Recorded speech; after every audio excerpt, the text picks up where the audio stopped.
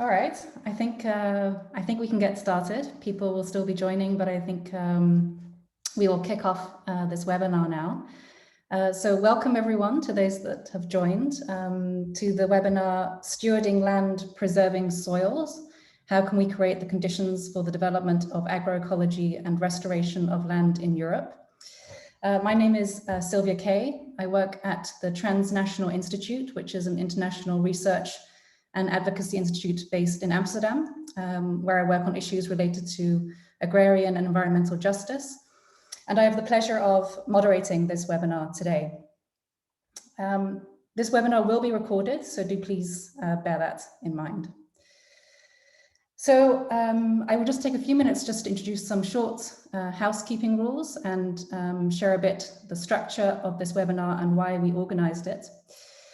So this webinar is organized by members of the Ruralization project, which gathers 18 organizations across Europe, focusing on issues of generational renewal and opportunity building in rural areas. And during this webinar, we will be hearing from some of the members of this project who will be sharing with us insights from a number of studies that they have produced looking into key land policy and land market dynamics in Europe.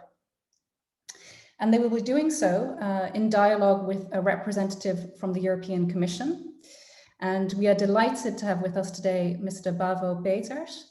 Mr. Peters is a policy officer in the soil team of the Directorate General for Environment of the European Commission, DG ENVI. And he's previously worked as a policy coordinator and international policy officer for the Flemish government. Mr. Peters will present how the Commission, or at least DG ENVI, is engaging on the issue of soils, following the launch that some of you may know about by the Commission of a roadmap on a new EU soil strategy, which also included an element of public consultation that recently wrapped up at the end of April of this year. And we also, some of you may have heard about this, and I'm sure Mr. Peters will also speak to this as well, the adoption on the 28th of April of this year of a resolution by the European Parliament on soil protection, which recommended a broad framework for action based on the urgent need to address issues around the safeguarding and sustainable management of our soils, particularly as they continue to be impacted by issues such as unsustainable agricultural and forestry practices, urban expansion, and climate change. So following on from Mr. Peters' presentation, I will call on our other panelists who will then appear on your screens from the Ruralization Consortium, and they will bring in additional inputs from their areas of work, which I hope will illuminate some of the linkages, some of the connecting the dots work we want to do with this webinar between issues of soil and broader trends around the future of land, agriculture, food, the environment, and climate action throughout Europe. And finally, after this, we do hope to leave some time for your questions. So if you do have questions or comments, do please write them in the chat. So there's a chat box in the bottom ribbon of your screen. And please, if you have a question for a specific individual, do also please direct your question to that person. So without further ado, I think I would now like to turn it over to Mr. Bavo Peters from DG ENVI for his presentation. He has a PowerPoint presentation. And it would be great, Mr. Peters, if you can tell us a little bit more about this roadmap that I just spoke about, why there is a need for urgent action on soils, what the main results were of this consultation process that the Commission launched, and also what some of the key policy levers and frameworks are that impact on this area of work. I know that this issue of soils, while perhaps tackled from the perspective of DG ENVI, also has many, many other policy linkages to other framework directives and other areas of work from the EU institutions. So Mr. Peters, you have 15 minutes, and I should just point out that we will be taking a few questions of clarification after your presentation. So if people just have points of clarification, do also please write those in the chat, and should they arise, we will take a few minutes after your presentation, keeping in mind that the main discussion will take place right at the end after all the panelists have spoken. So enough from my end, and Mr. Peters, over to you. Yes, thank you for the introduction and for the invitation. I'm Bavo Peters. I work in DG Environment in the soil team, and I will try to update you on the developments in EU soil policy. So first, let's start with a bit of history, because I think it's important to understand where we stand today. Today, the main EU soil policy instrument is still the non-binding soil thematic strategy that was adopted already 50 years ago. And therefore now it is a bit outdated. In the strategy, actions were grouped in 4 pillars, integrating soil protecting measures in national and EU policies and in other policy domains, adopting EU soil legislation, closing the knowledge gaps through the funding of research, and increasing public awareness on the need to protect soil. So in order to implement the legislative pillar of the soil strategy, back then in 2006, the strategy was accompanied by a proposal for a soil framework directive, so legally binding EU soil legislation. The Parliament quite quickly adopted a positive opinion in first reading, but in the Council, the proposal was blocked for 8 years, and it was blocked by 5 member states. You see their flags here. And this was mainly on the grounds of subsidiarity, fear of the cost of remediation of contaminated sites, and also pressure from the agricultural lobby. So after 8 years of discussion in the Council, unfortunately, the Commission was forced to withdraw the proposal in 2014. Now, the fact that there isn't a soil directive specifically dedicated to soil protection doesn't mean that the problem is not addressed at all at EU level. Soil protection is addressed in several strategies, directives, legislation, policy instruments, etc. And you see an overview here. But there is no binding soil instrument with an integrated vision that can coordinate all these policies. Soil protection is often an outcome, a beneficial outcome of the protection of other environmental resources such as air, water, or from addressing other environmental problems or threats. So for the moment, there are no common EU definitions, no common binding targets on soil, or no common thresholds to define what good or bad soil quality could be. Also at global level, a lot of things are happening. Specifically relevant are the Rio conventions, the UNCCD, which is a UN convention specifically dedicated to desertification and land degradation. There is the CBD, the Convention on Biological Diversity. This is particularly relevant when it comes down to soil biodiversity. There is, of course, the best known UN convention, the Climate Convention, and this is relevant because of the link between soil and climate change and the role of soil as a sink or an emitter of carbon.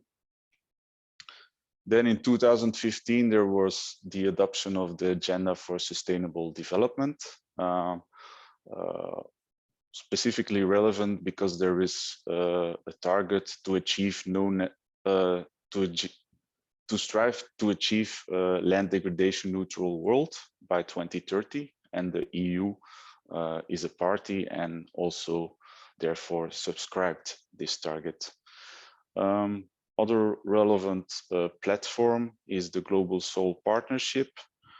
And then there are the Basel, Rotterdam and Stockholm conventions, particularly the Stockholm Convention on Persistent Organic Pollutants is quite influential and relevant. And what happens at global level has a direct impact on EU policy, because the commitments made at global level have to be translated in EU policy. So over the last years, there is increasing pressure to act. Many influential reports and studies came out, and basically they all say the same. Land degradation is everywhere. Urgent action is needed. And the longer we wait, the more difficult and costly also it will become to restore. The last report there you see is an audit by the European Court of Auditors that looked into the problem and concluded that the risk of desertification and land degradation is currently not being well addressed at EU level. And they made a couple of recommendations to the Commission to improve the situation. Then every 5 years, there's also the State and Outlook of the Environment report by the European Environment Agency. And as maybe you cannot read it well, but for soil and land use, all traffic lights are currently on red. And this is the only problems where all traffic lights are on red are for climate change and for the loss of biodiversity. And here is a more detailed assessment of the EEA. And basically, they are saying that the problem will continue in the future, is likely to deteriorate because the drivers will not change favorably.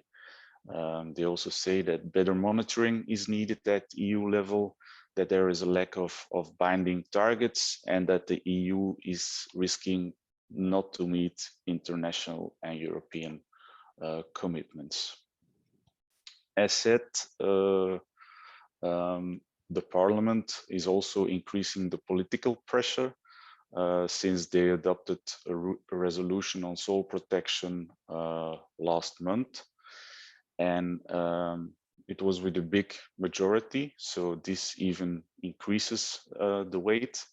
And in the resolution, the Parliament does a lot of concrete policy proposals and also calls for an EU legal framework for soils, meaning EU legislation on soil.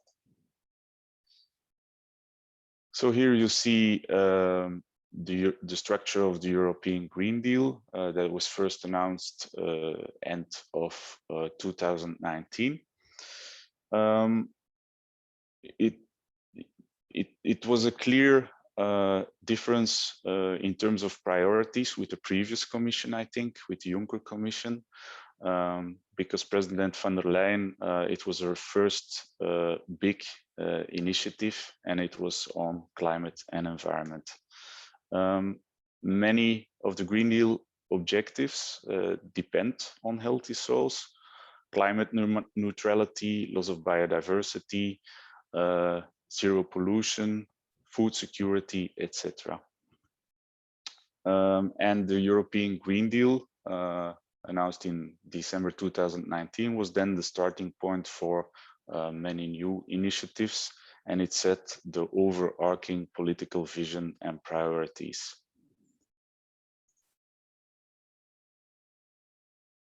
So here you see a bit the mandate that we're currently operating in. So it goes step by step. The Green Deal communication announced a biodiversity strategy for 2030. This biodiversity strategy was adopted in May 2020, And then that strategy announced that the Commission would update the old soil strategy. So it works a bit like a waterfall or a cascade.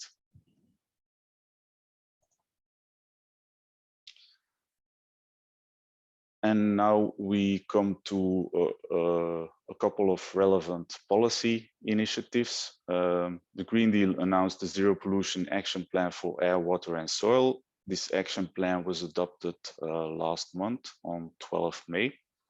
It's a cross-sectoral and integrated strategy on pollution, so air, water and soil. Such an approach is new, but it's also necessary to address the full chain of pollution from source to the end of the pipe in its totality. The action plan contained several actions on soil pollution, and the common denominator between the Zero Pollution Action Plan and the soil strategy is soil pollution. But the EU soil strategy will be much broader and covers all threats for soil quality, such as erosion, sealing, land take, etc.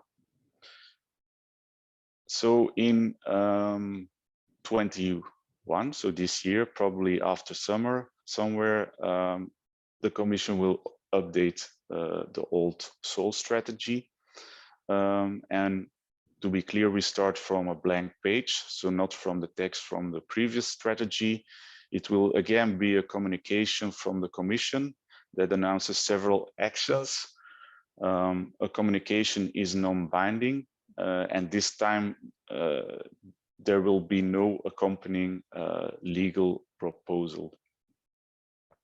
There was also a public consultation for 12 weeks. Closed on 27th of April. We received more than 1,600 replies, mostly from individual citizens, followed by academia and by representatives from companies. Most replies came from Italy, followed by Germany and France. Protecting soil quality at EU level was considered very important by 93% of the respondents. So this gives a clear mandate to work on soil at EU level. Land take and sealing were considered as the most important threats to address. So currently we're drafting the text of the strategy in full consultation with other DGs and Commission services, so it's not only an environment initiative. And we plan to adopt, as said, after summer, somewhere probably in September or October. The biodiversity strategy also announced that the Commission would come with a proposal for legally binding EU nature restoration targets. Ecosystems and ecosystem degradation is a much broader concept, of course, than only soils and soil degradation, but we consider soil as an ecosystem in its own right that is cross-cutting and that underpins all other terrestrial ecosystems. And therefore, we are currently investigating how soil restoration could be included and addressed under this initiative, but this is still very much work in progress and under discussion. And then the last point is the Horizon Europe mission on soil health and food.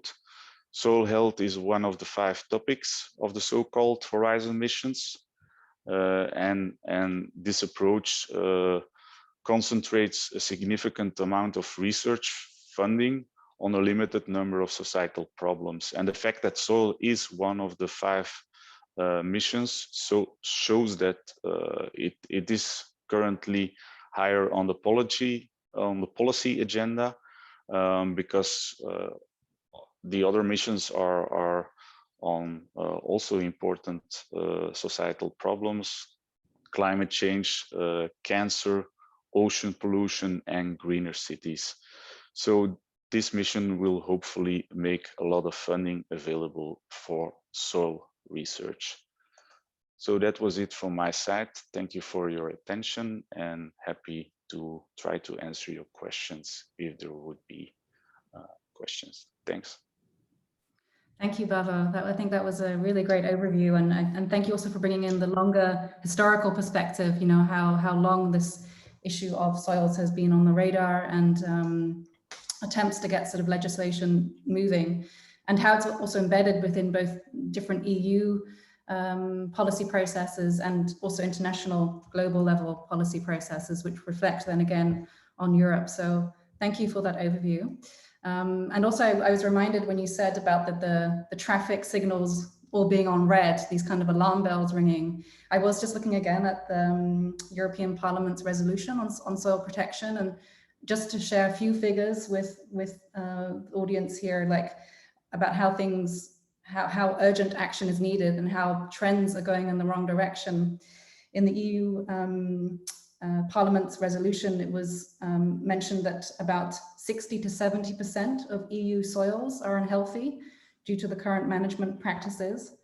Yeah, and that there's a huge threat also of erosion and salinization, particularly around the sort of Southern Europe, Southern Mediterranean countries.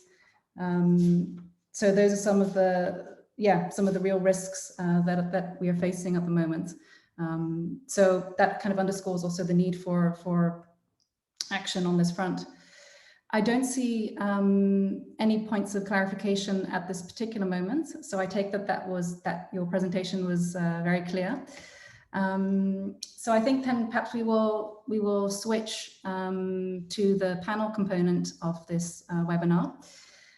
So for this, I would like to ask my fellow panelists, Attila Schuch, Willem Korthaus-Altes, and Clara Blasco-Moreno to join me. Feel free to switch on your cameras at this particular moment. So I'll briefly introduce them before moderating the panel discussion. So we are joined by, as I mentioned, Attila Schuch. He is a peasant farmer from Transylvania, Romania, where since a few years he is running a small family farm rooted in the principles of peasant agroecology. He's also a member of the Coordination Committee and former president of Eco-Ruralis, which is a Romanian peasants network, where he also oversees their land rights program. And he's also a Coordination Committee member of the European Coordination Via Campesina, the European Peasant Farmers Confederation. So welcome, Attila. We then also have Professor Willem Korthaus-Altes. He is a professor in land development at Delft University of Technology here in the Netherlands. He's been active in the fields of research on land development and land planning, and has published widely in peer-reviewed journals. So welcome, Willem. And then finally, also, we are joined by Clara Blasco-Moreno. She is a project officer at the Nature Conservation Network, known as XCN by its Catalan acronym. I'm not going to try and pronounce it in Catalan or in Spanish. But her work focuses on the intersection between rural development and nature conservation. And she's volunteered in different European countries within organic farming and forest management initiatives. And prior to XCN, the Nature Conservation Network, she worked in areas of food waste prevention and environmental education. So welcome to all my panelists. I know that you've all been involved in some key studies on land and farming in Europe. And so what I wanted to do with you is explore a bit this connection between soil protection, land use, and land rights. And more broadly, of course, food, agriculture, and climate. So perhaps, Attila, I thought I would direct the first question to you. Given that I know you've been involved in a report produced by the Land Strategies Partnership, which is another European network composed of peasant organizations, land trusts, and consumer organizations. And this report was called Roots of Resilience, Land Policy for an Agroecological Transition in Europe.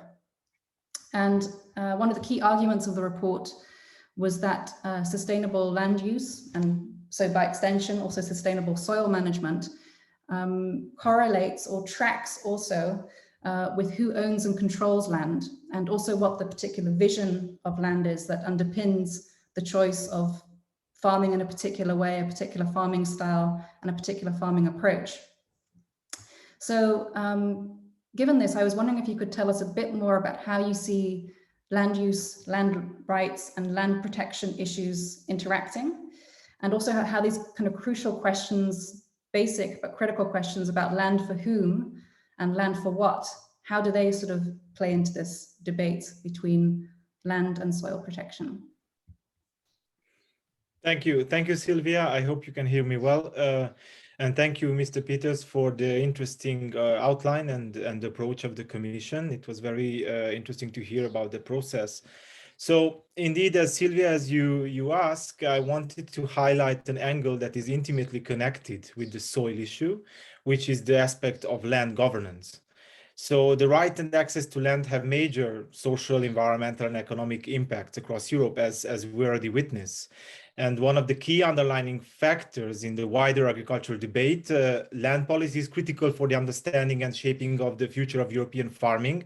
And in particular, in Europe, if Europe wants to implement the systematic changes that it set out in the European Green Deal and the Farm to Fork strategy. So what I believe, and we believe, is that stewardship and use of land play a key role also in soil fertility and also employment on a social level, but also the biological and social vitality of the rural areas. Nevertheless, despite the evident synergies with the climate and social goals of the European Union, and we've seen some of the synergies and debates on the soil, ensuring access to land for small-scale and peasant farming and communities and also other minority groups is often overlooked, though they are the majority of the European farmers, and the ones that practice peasant agroecology, which is a practice that is constantly safeguarding and revitalizing soils. So just to paraphrase a little bit what Mr. Peters was saying, is that indeed here too, the traffic lights seem to be all red when it comes to this debate. Crucial questions arise then, as you say, Sylvia. So who controls land and how is that land used? And is land stewarded properly? And who does it benefit?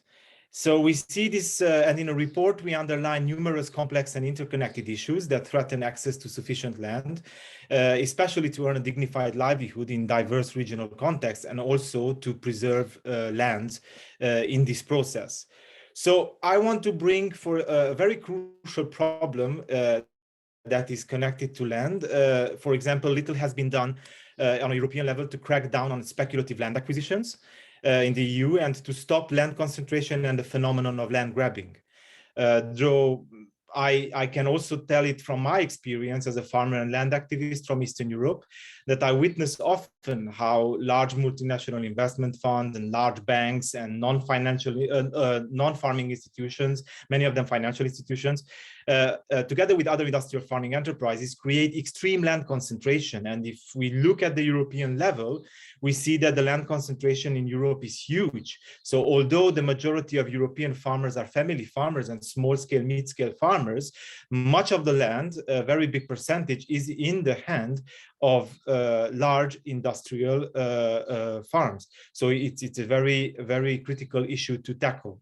Also, the issue of land grabbing, that is this sort of illegal and corrupt way to take over land and control over land, is also a huge problem. And also this kind of like treating this sheer power of circumventing national laws only to speculate with the land's price. And this has a direct impact also over, well, not just the quality of the rural countryside, but also the quality of the soils. Besides the alienation of peasant farming and other communities from these lands, one other important violation is towards the soil in forms of intensive depletion of the biological resources and mismanagement of our crucial resource. And I just want to say that in many Central and Eastern European countries, extreme land concentration also coexist, as we know, with extreme land fragmentation. And I know others from the speakers will talk more about this dualistical agrarian structure. But I just would like to say that one of the policy issues is also because land is not tackled on a central level in the European Union, and many governments, especially from the Eastern and Central European countries, are engaging into more, let's say, populist or nationalistic approaches when it comes to land policies. And through this, they get into clinches with the European community and the European Commission. So it's much important, as you also highlighted our report, The Roots of Resilience, that we jointly put forward as a consortium of peasant movement, of civil society and consumer organizations, that we bring a lot of valid proposals in that report on all levels of governance. And I would like to mention them later, maybe, because now I would like to rather engage in a discussion. So, but just to finalize with a few other thoughts, we need to link also the land rights problem with the aging population of farmers. That means that millions of hectares of land in Europe will change hands in the coming 2 decades. We see this as a huge issue. So what happens to that land and when it reaches the market is key. The step taken right now by policymakers to safeguard land and soils will dictate whether the transitional period will fuel farmland concentration and intensive farming and the depletion of soils, or will enable the entry of a new generation of organic and agroecological sustainable farmers. So it's a very important parallel to be made. So we clearly state that it is high time to rediscover the roots of our resilience, as the report says, by grounding our land policies in collective action and democratic forms of land politics. So this is exactly what we are promoting in the Nyéléni Europe and Central Asia Food Sovereignty Network that many of the writers of the report are part of. And just want to highlight one final aspect that it's important, and for us, as peasant farmers and civil society organizations writing that report, land is not just a sheer commodity. It's not an asset to be transacted. It's much more than that. It's a common resource. It's a living territory. It's a natural landscape. So as farmers and as peasant farmers, we have a deep and abiding relationship with land that is based on caretaking and appreciation of that land. And we appreciate that land is held in trust for now and for the future generation. So we name ourselves, and we indeed are the stewards of the land, which is a very important element of soil also, how to steward soil and the land on which it sits. So many times we find ourselves also to be the guardians of this land, and there are a lot of struggles on the ground that we also highlight in the report. So there are a lot of struggles coming from, for instance, to save the fertile soils of Rocha Montana against an extractive mining corporation, or from Spain, from Somonte and from Marinaleda, or the Notre Dame de Landfrance from France is a very interesting and important struggle that was going on, where we as committed farmers and citizens root our collective action in the right of people to define their own food system and agricultural system. And it's very important that we define how we feed ourselves and to continue to nurture the soil that feeds us. We call this food sovereignty, and I would like to end with this concept that we put forward in the Roots of Resilience report, that the food sovereignty is the common grounds of our experiences. So I'm very open to have now to listen to my fellow speakers and then to engage later in the debate. Thanks a lot. Thanks, Attila, and thanks for also grounding our discussion in those kind of fundamental values, you know, of soil and land not just being kind of key resources for production and for economic value, but also tracking with many other kinds of cultural, social, and democratic principles, you know, as I think you've really brought in that notion. And I underline this concept of land stewardship that you brought in, that, you know, this kind of caretaking approach, and that, you know, key questions about decision-making over land, you know, also determines issues of models of farming, land use, and also bringing in this kind of future-orientated perspective with this new entrance and generational turnover. So I hope we will circle back, I think, to many of those issues that we raised and come back to them. So thanks for that. Perhaps then turning to Professor Kortels-Altert and Willem, if I may. I know that you've also been producing a number of studies within the Ruralization project. Particularly, you did an in-depth kind of study looking at broad trends across kind of land markets and land holdings across various EU member states. And I know that you selected, on the basis of that, you highlighted some key threats, some sort of commonalities when it comes to yeah, challenges around land preservation and also soil management. So I was wondering if you could share a bit some of the synthesis of that analysis with us. Sylvia, again, I also want to raise, with this report, I will go into that, and I will have done a report with colleagues, of course, on the national arrangements and policies and laws on land. And one of the questions we asked there to national reporters, and they discussed it, is it easy for public and private entities to change farmlands into an urban development areas? And we have asked it to 28 national reporters, and almost all said yes. And they indicated different reasons, but this idea of that this land take based for urban development is considered by those national reporters, and we asked them based on expertise. They usually say yes, that is relatively easy. So it's good to take this in mind if you look at policies. This other report on land market, land holdings and trends into it, and we've also made use of the analysis, different kind of sources. One of the sources we also look about the land cover data of the European Agency, Environmental Agency, and there they have made certain analysis and also on sprawl. And you have between 2000 and 2018, 1.4 million hectares of sprawl has been there within the EU. And it's relevant to note, and that's maybe not that everyone had expected, only 22% of it is urban sprawl, but the other 78% is sprawl of economic size and infrastructure. And quite often the government is very well involved in infrastructure, certainly, but also in economic size, new business parks, new development, airports, all kinds of elements in which the government is involved. So if you want to reduce land take, government policies are very important. I mean, you don't focus only on this urban sprawl part, which is 22%, it's relevant, but in the majority are those other elements of this economic science and infrastructure.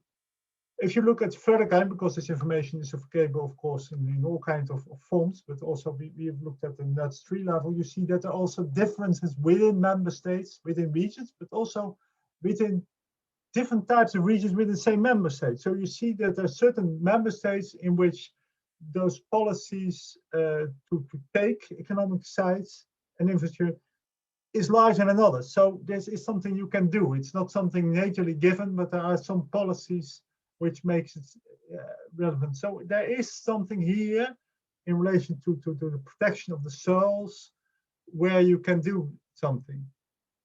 May I put also on the debate on Attila, which we also looked at the unequalness of land holdership in different regions.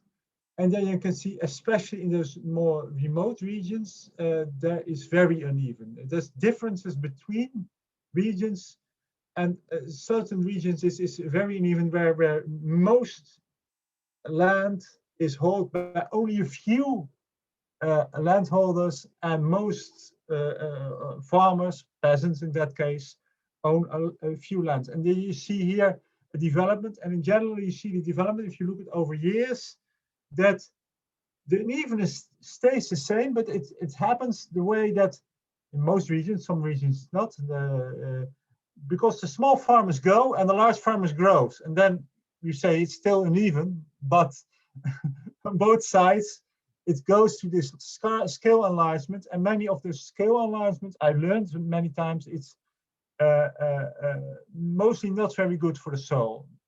So that's a thing which is relevant. I can pick some more elements out of it, but leave it here for this moment, or do you want to have more outcomes?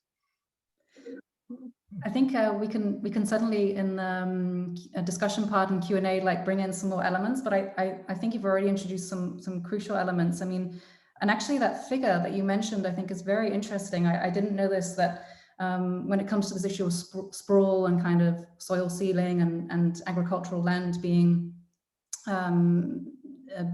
lost, essentially converted to other uses. Yeah, I think urbanization and urban sprawl is always on people's minds, but it's very interesting, this figure that you mentioned, that just 22% is from urban expansion, or that you found in your study, and 78% from kind of infrastructure and kind of economic development initiatives. So I think, yeah, I'm really taking away that figure that you introduced to the debate. So I'm sure we can also come back around to that. Yeah, then, I mean, I'll now turn to Clara. I mean, you work for a nature conservation network, and quite often farming in some conservation circles, not all, certainly not all, I should say, is seen very much as kind of a threat or an enemy even, and it can get quite polarized when it comes to debates between nature conservation and farming. So I was very curious to hear from your perspective, how do you see nature conservation, biodiversity protection, how do those link with issues of farming and agriculture from your perspective? Sure, thanks, Sylvia. This is a really key important questions because it is important for us as a naturalist or conservationist to work together with the farming sector, because we believe that we can follow common goals. So farming can indeed be one of the causes for soil degradation or for nature degradation, but farming can also represent a strategy to restore and preserve soil and other natural resources or values.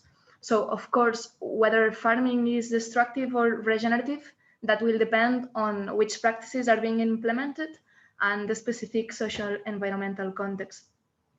But for instance, I would like to introduce a few selected findings from the Ruralization report on land innovations, because those can illustrate the potential of farming in achieving soil conservation goals or other broader environmental goals. So this recent report studies innovations, social innovations, to provide access to land for agroecological projects, and also to provide access to land for new entrants in agriculture. So these innovations offer alternatives to land control by agroindustry and large intensive farms. So such innovations foster a necessary agroecological transition, because they provide different means of production, different logics, different parameters, not only in the environmental terms, but also in social ones. So it is important to highlight that these innovations are can offer best practices and foster this kind of transition. So this report highlights these alternatives, but it also highlights that there's no fundamental contradiction or opposition between farming and soil health. There's a potential contradiction, but it's not a fundamental one. And the report illustrates it by means of different land innovation practices. And I will just elaborate on two of them, and we can later discuss on others if you wish to. But for instance, I would like to highlight an example from Romania, developed by the ADAPT Foundation in the Transylvania region.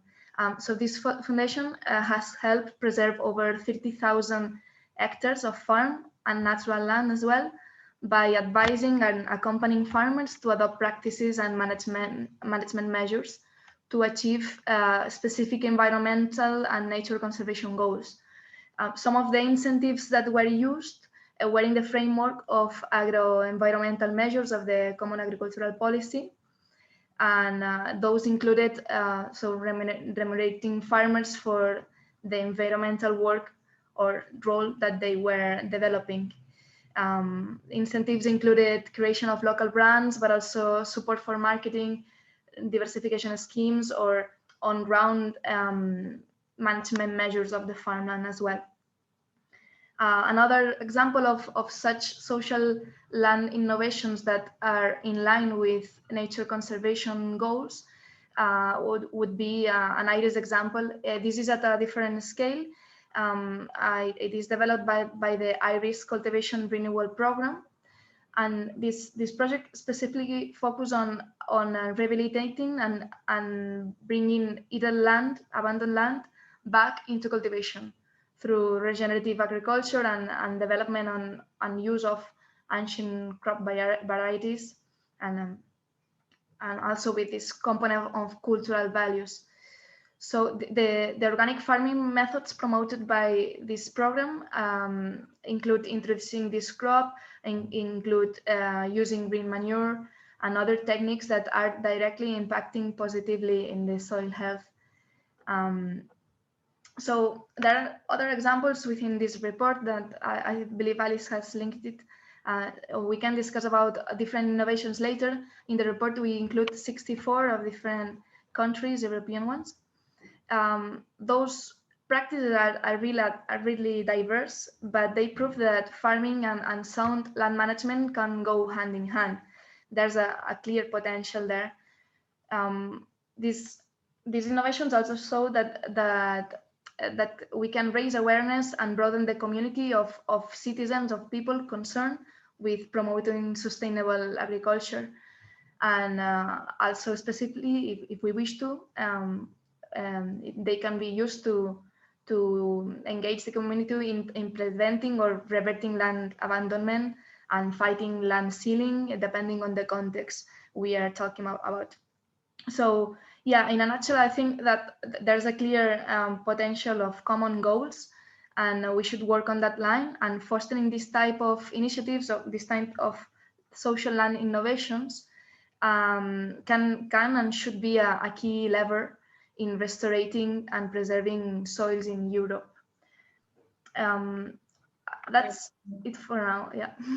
No, thanks, and thanks for putting the emphasis also on the opportunities that are there to be grasped, and the positive, alternatives, and the good practices. And I think your study, which you mentioned, has inventorized 64 different kind of social innovations, or land policy innovations, or land use innovations. Really speaks to the wealth of some good practices that are going on. And that therefore we can't also be homogenizing. Either farming bad and nature conservation good. This is very much a question of as you said, highlighting destructive versus regenerative practices. I thought that was also a good way of framing things that you introduced. So thank you for that. So I wanted to switch now a little bit to another, to a sort of second part of the panel, and another round of interventions, really looking a bit more at the different policy making levels. I know within the EU, we always talk about kind of local or regional or territorial or national or supranational kind of policy making levels. And I wanted to explore a little bit with the three of you how these different policy making levels, how they may complement or contradict one another. And particularly where some of also the opportunities are that we can grasp when it comes to protecting land and soils. So I thought for this question, for this round rather, to start with Willem, because I know that within the Ruralization project, again, you've really looked at different member states, sort of 27 EU member states and the UK, looking at sort of different opportunities within their national land policy frameworks for how land can be used sustainably.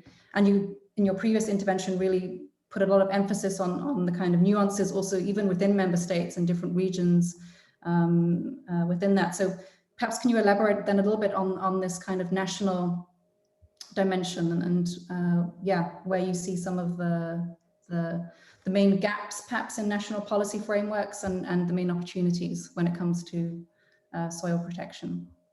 We looked foremost at the land law, so how leases are organized and that kind of thing, and that is of course part of national policies. At the relation of the question of the protection of farmland, because it was related on farmland more than on forestry, and of course forests are a very important part of the soil. It's saying that in many in only few countries there are specific agricultural land protection policies there, and even if they are so, in some cases they are more we have it, but it's not so important anymore. Mostly things are based on say the land use planning matters, in which is quite often at a more decentral level, and there is not so much at the national level. So here you can see that the questions are that at regional authorities or local authorities that play a main role in here, and the national government provide laws and legislations, and there, yeah, this is there, and it's not, but it's not very strong based on what these experts indicate. So it's not, yeah, it's not that you can say we can do a lot more, I think. But also it's relevant that we also seen that the governments have a high diversity in, say, also the quality of government. How much trustworthiness are there? How much citizens perceive that they are fair, that everyone is equal under the law by the governments? I mean, there have been the Quality of Government Institute does every now and then a kind of big survey, and then you can see that in certain regions, people experience that government is not doing a very good job. So they are, that's different, and that's very relevant if you have a problem, if you have, as Attila says, we have very strong economic powers, and based on our studies, it's often they are very much related also towards political powers, economic powers. They work together in a way that, yeah, as a simple landowner or land user, you are no big party in that. So that is also relevant, that you do not have to say that governments organize everywhere in the same way and everywhere provides a same level of fairness to everyone in it. And that's also more a relevant issue, what is also head of all kinds of political agendas, but it's very complex to address it. Yeah, I can imagine the intersection between political and economic power is is a very complex and tough issue to get into. Perhaps we can pick some of those up in the discussion and Q&A part of the webinar. Yeah, and I would then encourage people that if you do have questions and if you do have or comments even, please do write those in the chat so we can pick them up in the following section when we turn to that. Inevitably, when we talk about EU level policy making and big frameworks that impact on land and agriculture and food and farming, we can't avoid talking about CAP, the EU's Common Agricultural Policy. I know that there's a lot to be said here, and CAP reform negotiations are ongoing, although we have many indications around things like eco schemes and things where some of those indicators or criteria may be heading. But I will perhaps, and I know it's a big question, but I will perhaps pose this to you, Clara, about how do you see CAP, the CAP piece really fitting into this? How do you think CAP can be really used as a tool to incentivize soil protection? Is it all bad news, or are there some good glimmers of hope that you see as positive? Well, as CAP being a tool to incentivize soil protection, indeed there's a huge potential there. I think this is not a question, but then how we articulate this potential is the big issue. So just to link with the land innovations that we were mentioning, of course, both the agro-environmental measures and eco schemes are instruments that can be used by member states to provide incentives to farmers. And this is happening with more or less success depending on the measure and on the country. And as we have seen, there are some land innovations that we studied that use some CAP agro-environmental measures as a levers for rural regeneration. Yet, more socio-environmental criteria must be used in the process of designing such tools, both in terms of impacting, so conservation effectiveness, but also in terms of how many hectares and how many farmers do apply for such measures. We can come into that later, because I believe that, well, and it is evident that CAP is much more than these measures and these eco schemes. And there are some fundamental aspects that are more important, both in terms of budget and in terms of potential impact, that must be addressed before even that these agro-environmental measures and eco schemes. And As it was mentioned in the first session, it is important to integrate the soil strategy into other policies. So clearly CAP would be one of these. So for instance, some literature show that and demonstrates that the management practices that stem in the context of the CAP have reduced the soil loss rate by 20%. The soil loss rate in arable lands caused by water erosion. So indeed, there's a clear positive impact potentially on the CAP. Yet, as it has been illustrated by other speakers, more needs to be done to protect soil, and amongst others, we must do it through the CAP. But at first, I would like to highlight a very important limitation of the current of this current policy, and it is how the payments are made. So the structure of the CAP has long been dominated by uniform payments based on the farm size or the number of livestock or historical rights.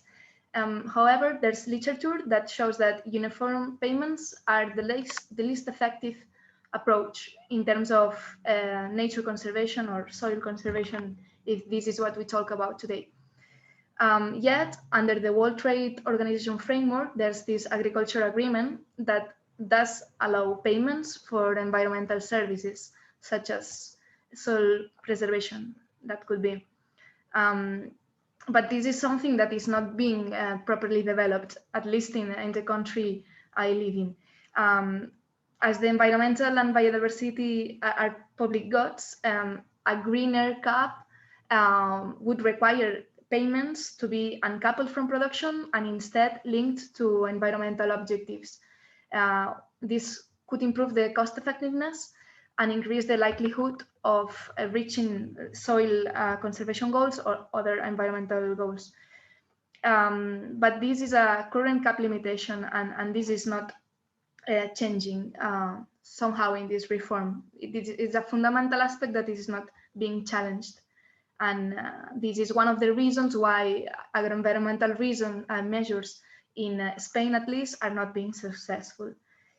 So the logic behind must be changed so that agroecological farms are the ones acknowledged and remunerated for the public goods that they provide. But since this big issue of payments is not actually being changed, there's nothing we can debate further, maybe, or maybe later. But if we wonder how CAP can be a tool nowadays in the tools that are available or that are likely to be available, then it is evident that the instruments in the first pillar are the most powerful mechanisms to do so. Hence, the effort should be invested on that line. So ensuring that the national strategic plans adopt the strictest possible capping and redistribute the subsidies in favor of sustainable farming. So more thoroughness in the definition and compliance of the conditionality, and it is also necessary to accordingly calculate the basic payment, adjusting it to the value of the public good provided. And this is something really tricky, but really fundamental. And another clear demand that we could highlight when considering how CAP can contribute to soil restoration or soil preservation, it is a really clear one, is to exclude all subsidies that go against soil conservation goals. It sounds really obvious, but this is a reality now, at least in Spain. For instance, investments for farming modernization should be channeled towards agroecological transition, not towards the intensification of productive models that exceed the capacity of our ecosystems. But that happens. There's investment on industrial livestock, or there's investment on intensive pig farming, and there's investment on transformation to intensive irrigation systems. And all these examples have a tremendous impact on soil resources. So in a nutshell, in order for CAP to incentivize soil protection, these fundamental aspects should be addressed. Conditionalities, subsidies distribution, acknowledgement of public goods, and excluding contradictory subsidies. This could be summarized with more or less aligning the CAP genuinely with the farm to fork strategy and with the biodiversity strategy. Also, I would like to elaborate further on the link with land innovations and maybe with some specificities regarding eco schemes, because indeed it is an instrument that may have a lot of potential. But I think that maybe we can tackle that in the questions and answers, because maybe I will go too much into detail now.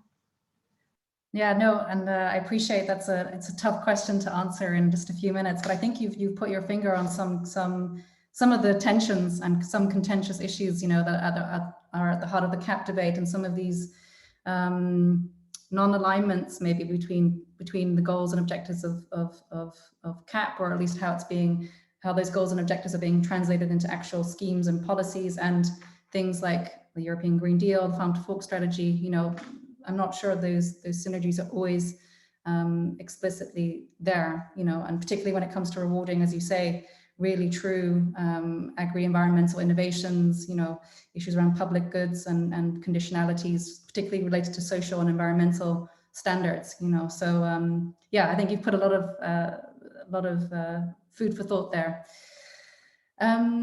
We're coming to a close of this final round before we really get to the discussion, but with the audience. But I would just like to return, Attila, remember we started off at the beginning a bit by discussing a bit, you know, is there a need for a kind of European approach when it comes to also the issue of land? You know, we've talked about a European approach when it comes to the issue of soil with the roadmap by the Commission, and also a proposal by the European Parliament. In their resolution, they actually explicitly also call on the Commission for creating a kind of common legal framework for soil protection, soil management at the EU-wide level, and related to that also a creation of a sort of soil observatory or soil monitoring tool. And it reminded me very much of some of the recommendations in the Roots of Resilience report, where we also recommended the creation of perhaps an EU framework directive on land, an EU land observatory. So I'm curious how you see those two things, those two proposals really. How do they relate to one another, and how could they potentially unfold in coming years?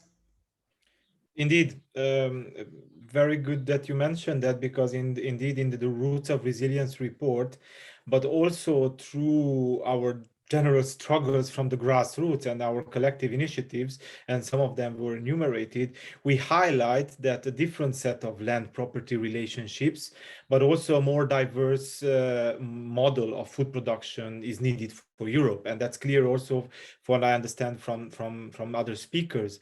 So through this policy report, we pointed out that authorities, both on all levels, basically on local, on national and international level and competence, they shape land use and land ownership and land management. So they must support a future for diverse, sustainable agriculture in Europe. So this could contribute to the livelihoods of millions of small-scale food producers that practice agroecology and that safeguard soil. And we argue that policies need to sustain, in general, this more ecologically regenerative model of food production. I was mentioning peasant agroecology as a very good model to follow. And what we see now from a European perspective, the addressing of the land issues implies challenging the current status quo. And we see the status quo is the Europe's approach on the land issues, as also highlighted by Willem, is mostly technical and market-based. And it enshrines somehow, to some sort of speaking, the private property rights. So it finds its origins in the fundamental freedoms of the EU treaties, and in which land is considered merely a commodity, a transactionable asset. So it falls under the free movement of capital and within the common market. So this is a huge problem, because we all know that land and the soil it bears is not just a transactionable asset. It's much more for us communities and farming communities, and for food production and soil preservation. So we must support the development of a new framework for European land governance in order to bring more coherence, because although on a European level we see somehow that the land debate is much more pushed toward the national side, we do see that indirectly Europe has a lot of competence on land. Now, we were talking about the effects of the cap, we were talking about the free movement of capital and so on. So on a European level, we should address, and we have to address, the issue of land, possibly also following a pattern like it was mentioned, the tryout with the European Soil Directive. On the same basis, we could also try out, let's say, a directive on land for Europe that would elevate best practices that exist currently in the member state level, but also would draw from this regional expertise to be found and to be interpreted by international standards. And I would mention here very important two standards and two guidelines: the FAO 10-year guideline that was developed and which European countries were signatory and they need to adopt in their legislation, and a Europe-wide legislation too. And also this recently adopted declaration, United Nations Declaration on the Rights of Peasants and other people working in the rural areas. It's also a very important tool to be implemented also on a European level, which has specific articles on land and conservation of soil and so on. So we recommend also, indeed, as you mentioned, the observatory. I was mentioning, and others were mentioning, there's a lot of untransparency over the land issue on the land markets and who owns land and who controls land and what effects does it have. So we also recommend through the report the creation of a European Land Observatory. So this could be a public institution that gathers robust, harmonized, and legitimate land tenure data, so we don't depend on third-party data, that include information on land use and include information on sales and rental prices, but also to have a high-level task force of permanent civil dialogue, which could be an initiative between the DG Agri basically and the other DGs and the representative of peasant organizations, CSOs, and affected communities, grassroots communities in general, because this could be an independent and comprehensive assessment of the impact of land related policies in to inform future policy making. So we did give these recommendations at a new level, and we realized that they're very transformative and they require a lot of innovation, something that Europe is engaging into, innovation on all levels. So why not innovate like this also land use and the way we look at land? But we also address the cap in this report. And it's good that you mentioned, Clara, the cap, because indeed, and I saw in the comments too, and I very much agree that until the basic payments are like this and are not redirected towards to prioritize small-scale farms, medium-sized farms, diverse farms, human-scale farming, young farmers, and new entrants, this is something that would maintain the status quo. So until the bulk of the support goes to large farming and concentration of land, we cannot expect as business as usual and a better conservation of soil also. So our report also outlines several important recommendations with regards to the cap. And I might realize now that after the recent witnessing of the trialogues, some of these discussions might be a bit late, but it's still, as Clara mentions in the national strategy plans, now it's ultimately important to include a lot of these support elements and a lot of this reshaping of these policies. So not just for the cap's sake, but also to create a coherent cross-policy dimension between the CAP, the Green Deal, and the Farm to Fork strategy. So yeah, it's a lot still on the table, but also we need to recognize that some of the very good transformative proposals unfortunately have not been taken in consideration. So just to finish up with the report and a little bit of the outlines, we did also bring recommendations on other two levels, on the national level too, but also on a regional and local level, because land policy has to be addressed on all these levels because of the different kind of policy making and policy enforcement in different countries and regions of Europe. So we did highlight some very interesting positive elements, like for instance the Scottish Land Reform Act, which is a very wonderful experience on how land can be rethought on a national regional level. So it's something to be considered also and to be put as a good practice, but also to increase protection for tenants, because indeed, as Willem was mentioning, it is a lot of reality also that in Western European countries, tenants need more protection so that they can invest on their farms, also when it comes to biodiversity and soil conservation. So these are some of the recommendations, and just to mention a few of the local recommendations. Indeed, there are a lot of initiatives have been highlighted through the Ruralization project and are continuously highlighted of land innovations, as we call them. So this is anything from setting up land banks, land trusts, community stewardship of land. These are very important elements that need to be brought on the local regional debate when it comes to land planning and land management. Also, when local governments engage into inclusive spatial planning, it's also a place there to think of the soil dimension, of the land justice dimension. It's a very important, and how land is being conversed, and as Willem was mentioning, this kind of like net land intake and how land is being artificialized in many of our countries and regions. So these are important elements that need to be taken in consideration. I'm sorry that I did not manage to encapsulate all the proposals that were put in the Roots of Resilience work. That was quite innovative, but you can find it also, and I saw that it was shared on the chat. So I will stop here maybe, and based on all these elements, it would be wonderful to have a discussion. Thanks. Excellent. Yeah, no, and so I think we will now move to the discussion elements, and I will at the very end also turn back to Bavo Peters to also explain a bit about the future direction of the roadmap and the Commission's work on soil protection, and how also all of us can potentially get further engaged on that issue. But I would also invite now Bavo to join in the debate. So feel free, Bavo, to put on your camera once again. I was just monitoring myself a bit the chat, so I was sort of looking what some of the questions are that are coming up, and I see a few areas that we can discuss. Actually, I mean, I think it will be very interesting, Bavo, to hear your perspective on how you see the soil protection strategy interacting with CAP. And you know, there's been a few comments now also in the chat. One comment saying, as long as farmers are obtaining subsidies based on hectares and yield, nothing will change.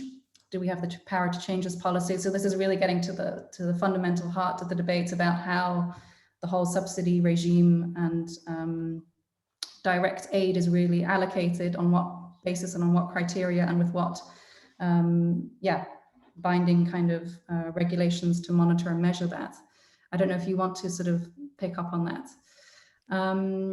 There's a question here to Willem, which Alice Martin-Prevel has posted, which is a bit about, she wants to know a little bit more about the data and index that you use to measure this inequality of land distribution in the various EU regions.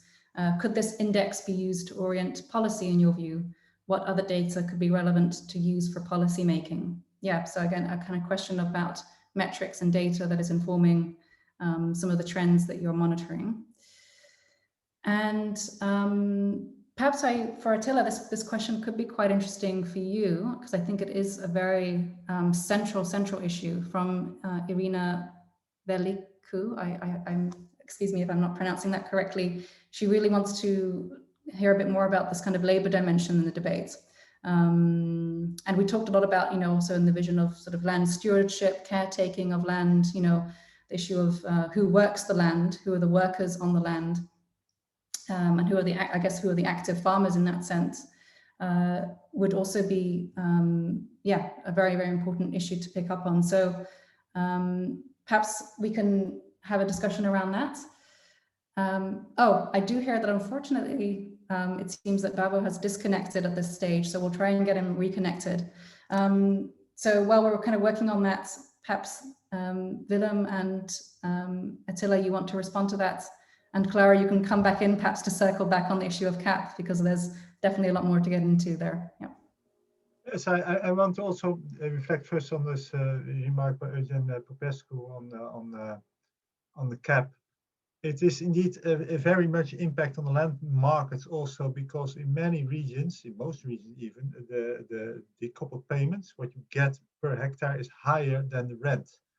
So if you are owner of land, why rent it out to someone if you get already more from the CAP and you lose that if you rent it to someone else. So it has a very large impact on the land market, but it's also that you don't actually have to farm there, but you have to keep it in a decent agricultural shape. And here I think if you just get it a little bit stronger, decent agricultural shape includes quality of the soil and not doing practices which makes it soil quality less. If you just change the criteria a little, you may put an end towards, say, the large mechanization, the way that the soil protection. So this way will be tiny, small definitionary change may have large impact if you do it properly. So that is something which may have an impact.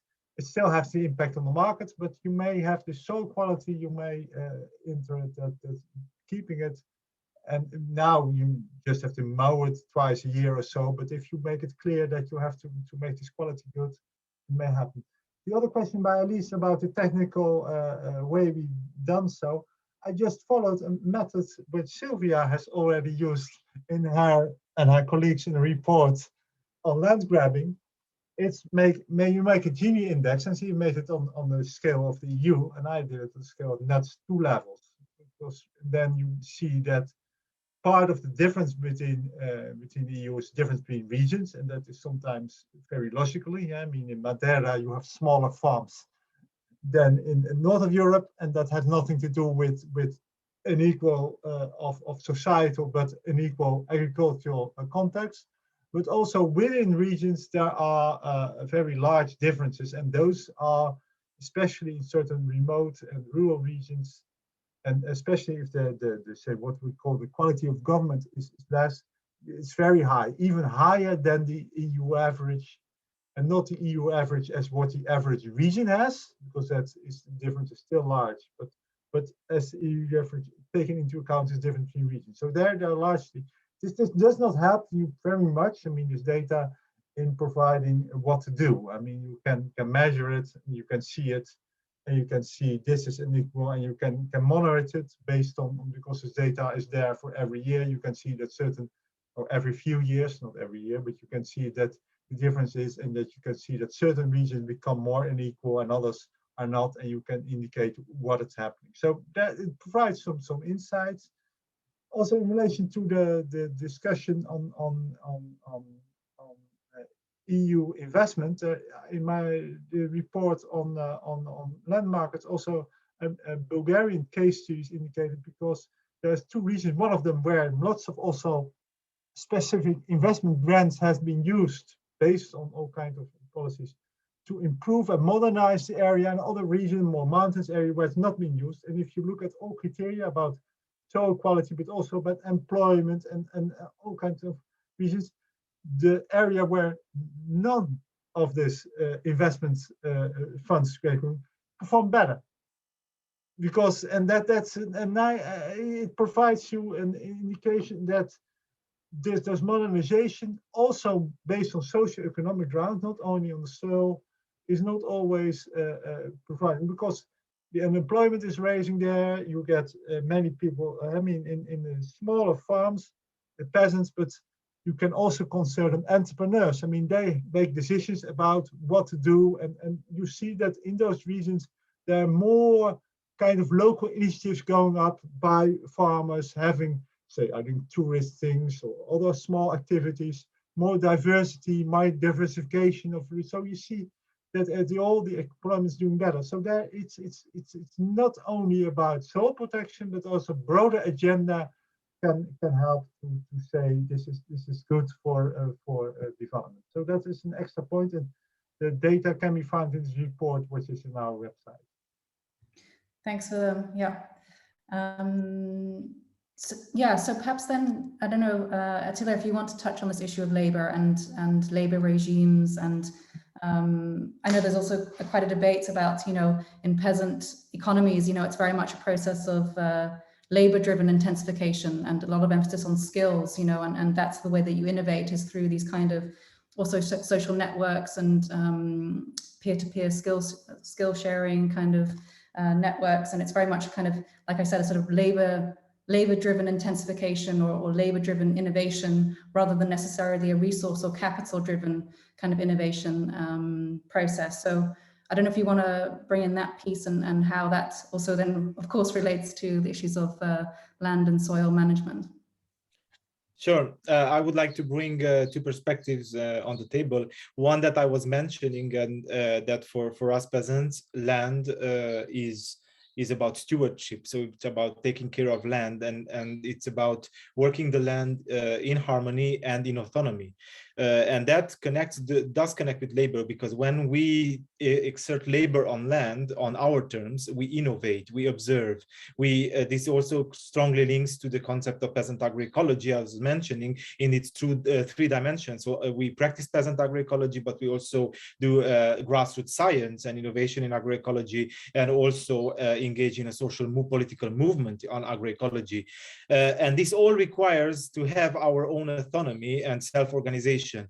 When peasants are forced to engage into this kind of wage and seasonal labor intensification that in many places of the world and Europe is still happening, it indeed, as I was seeing in the quote, it's much more of a neo-colonial approach. And it's an approach, especially where in Eastern Europe, the World Bank was proposing for creating well-being in the countryside. The World Bank was investing a lot of money in Romania, for instance, in order to create land concentration and large land intensification and large farms, and to get rural people, many of them peasants, to engage as wage laborers into those farms. And what that created is a huge dependent situation, where we even have reports from independent journalists of very, let's say, slave labory dependent situations, where Romanian rural people received a loaf of bread a day for a day of work on a big industrial farm, nothing else but a loaf of bread a day. Is it not very problematic, at least to say, link between industrial farming and labor? So I do agree with what Irina Velicu is highlighting here, that indeed labor is also a problem when it comes to and how we put on the table labor, but mostly also labor autonomy.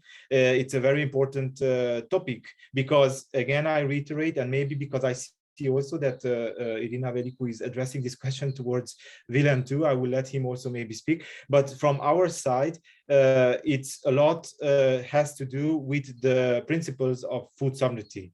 So this when farmers are sovereign to decide on their own food system and their work regime, then we can engage more and preserve soils and do what we do best, which is peasant agroecology. So this is how I would put it. And of course, I cannot outline all the links because it was not the scope of the discussion, but it does have a strong relation to it. Indeed, yeah. And I was reminded it's a very good study that she's referring to by Tanya Lee. I would highly recommend it, because she also, in that study, in the Journal of Peasant Studies, talks about also how investors, often have different perspectives on whether or based on their investment needs. Sometimes land is needed and the labor is not, and in which case you have kind of classical expulsions, and this is the kind of more traditional, if you will, kind of land grabbing scenario where people are expelled basically from their land.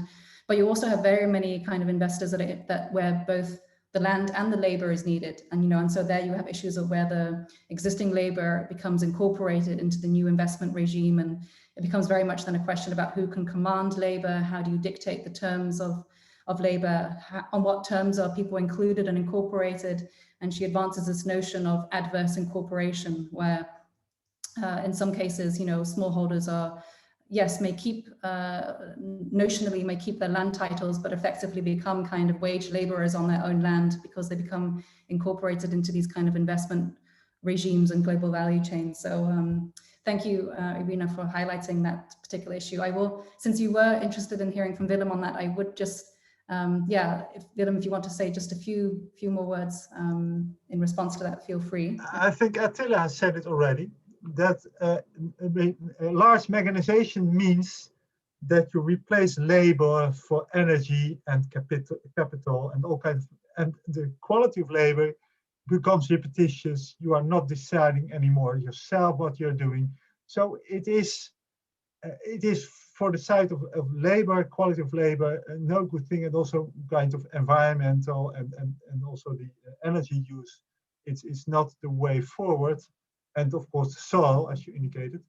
And you can see there are comparable studies, say by case studies by scientists in Romania, indicating that in Bulgaria, indicating that also in the region itself, the development is better at a regional level with lower unemployment. If there's regions where this modernization supported by these funds did not take place. So that is what I was indicating, and so the more diversification of the rural economy.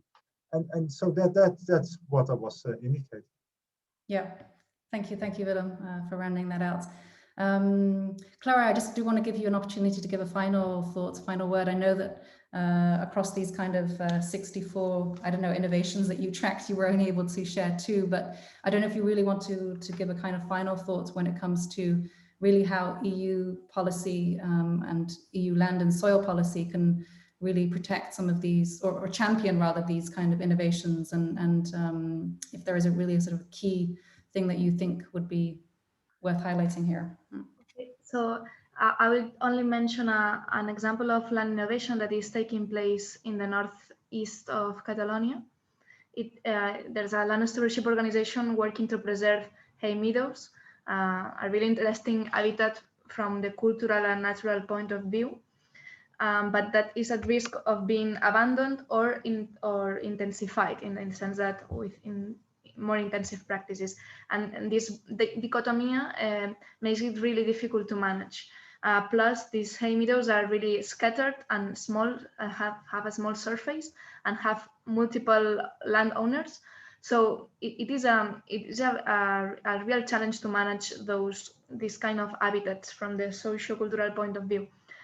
So there's a specific agro-environmental measure that was approved some years ago by the Catalan government that is tailored to hay meadows. But when we look in the detail of such measure, it is evident that it is not well designed in many aspects. So in the framework of this CAP reform, we are trying to dialogue with the Catalan government to make this environmental measure more effective, both in environmental and social terms. And one of the proposals that we are highlighting, and I think it can be interesting for this webinar, is that so far this agro-environmental measure is only targeted towards livestock farmers, official ones. But the reality is that this habitat is in areas which are already being abandoned.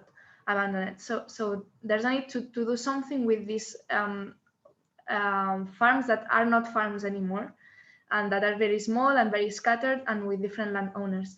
So we are proposing our government to change this measure so that the potential beneficiaries are not only livestock farmers, but also associations of landowners or that have hay meadows conservation goals, or land stewardship organizations. And our idea behind this proposal is to develop collective approaches to the conservation of this kind of farmland that is being abandoned. So I think that here in Spain is not something so much developed as in other countries. I believe that in the Netherlands there was a measure based on collective approaches that was quite successful, and yeah, we are pushing at that direction and seeing what it will come out. And the idea behind this is to strengthen the link between the land innovations and the consistency of agro-environmental measures.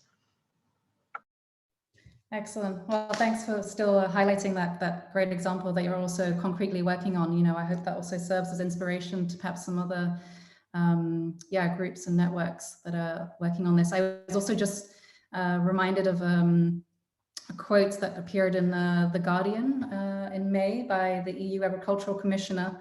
And he basically said here that, you know, reflecting on the fact that the EU lost 4 million farms over the past decade, he said this was a mistake in the CAP, the support was too much geared to industrial farming and not enough to small and medium farms.